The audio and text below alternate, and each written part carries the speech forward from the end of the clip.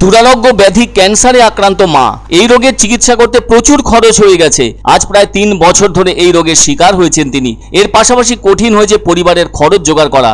তাই বাড়ির ছোট মেয়ে পল্লবী সরকার নবম শ্রেণীতে পড়াশোনা করলেও বাবার সাথে ঠেলাগাড়িতে রাস্তার পাশে ফুচকা বিক্রি করছে।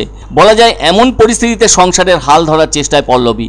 ধূপগুড়ি মহকুমার শালবাড়ির জুরাপানিতে রাস্তার পাশে ঠেলাগাড়িতে রোজই পড়াশোনার ফাঁকে ফুচকা বিক্রি করে চলেছে পল্লবী। পল্লবীর বাবা প্রকাশ সরকার দীর্ঘ 18 বছর ধরে ফুচকা বিক্রি করে সংসার চালিয়ে আসছেন।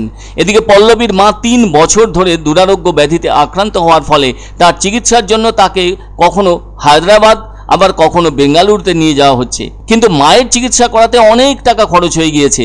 এছাড়াও আরও অর্থের প্রয়োজন। সেই কারণে চিকিৎসককে দেখিয়ে সেভাবে চিকিৎসা না করাতে পেরে বাড়িতে নিয়ে এসেছেন মাকে, যে কারণে পল্লবীর মা বর্তমানে বাড়িতেই অসুস্থ অবস্থায় রয়েছেন। এদিকে ফুচকা বিক্রেতা পল্লবী জুরাপানি হাই স্কুলের নবম শ্রেণীর ছাত্রী। অন্যদিকে তার দিদিও একই স্কুলের একাদশ শ্রেণীতে পাঠরতা। এই ফুচকা বিক্রি সম্পর্কে পল্লবী জানায়, সংসারের হাল ধরতেই বাবার সাথে রাস্তায় ফুচকা বিক্রি করছে সে। এখন তো রাজ্য সরকারের পক্ষ থেকে তীব্র গরমের কারণে স্কুলগুলো বন্ধ রয়েছে, সেজন্য বাবার দোকানে সময়টা বেশি দিতে পারছে বলে জানায় নবম শ্রেণীতে পাঠরতা পল্লবী। তাছাড়া দিদি বাড়িতে অসুস্থ মায়ের দেখাশোনা করছে।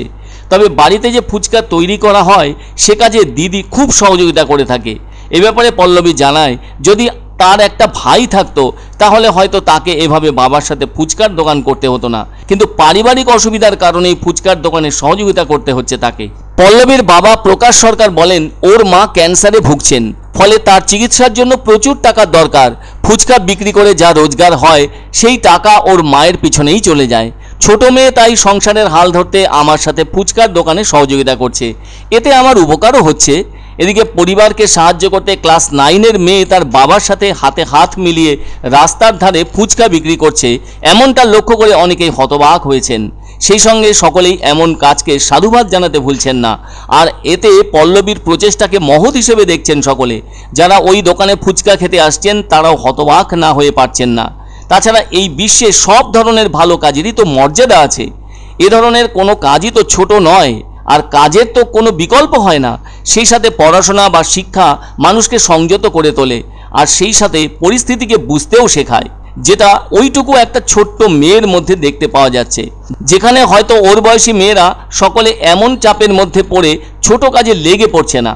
পল্লবীর মতো যারা বাবা মার পাশে এসে সহযোগিতার হাত বাড়িয়ে দিয়েছে, তাতে জীবনের এক ধরনের শিক্ষার অলিখিত শংসাপত্র যেন পেয়ে যায় তারা। এই বোধ তাদের ভবিষ্যৎকে মজবুত করতে অগ্রণী ভূমিকা নিয়ে থাকে। তাই এই মুহূর্তে ধূপগুড়ির পল্লবী আমাদের সমাজ সংসারের দৃষ্টান্ত হয়ে উঠেছে। আমরা চাই ঘরে ঘরে এ ধরনের পল্লবীরা পল্লবিত হোক। পারিবারিক বা সামাজিক প্রেক্ষাপটে মানসিকতাকে ঋদ্ধ করতে দরকার শুধু পল্লবীদের। বাড়িতে অসুবিধা আছে, বাবার সাথে হাত মেলাচ্ছি। বাবা করে, আর স্কুল বন্ধ থাকে, আমিও করি, বাবাও করে। কি করবো, আমার একটা দিদি ভাই থাকতো তাহলে তো আমাদের করতে লাগতো না। না, এখন আমরা দুইটাই বোন, তো করি, বাবার সাথে একটু হাত মেলাই। বলে তুমি মেয়ে মানুষের দোকানদারি করতেছো, হ্যান আর করি। এখন বাড়িতে যদি অসুবিধা থাকে তো করতে লাগবে না। মেয়ে বাবার হেল্প করার জন্য এখন আমার পক্ষে একটু ভালো লাগছে, কেন আমার ছেলে নাই, মেয়েগুলো আমাকে দিল।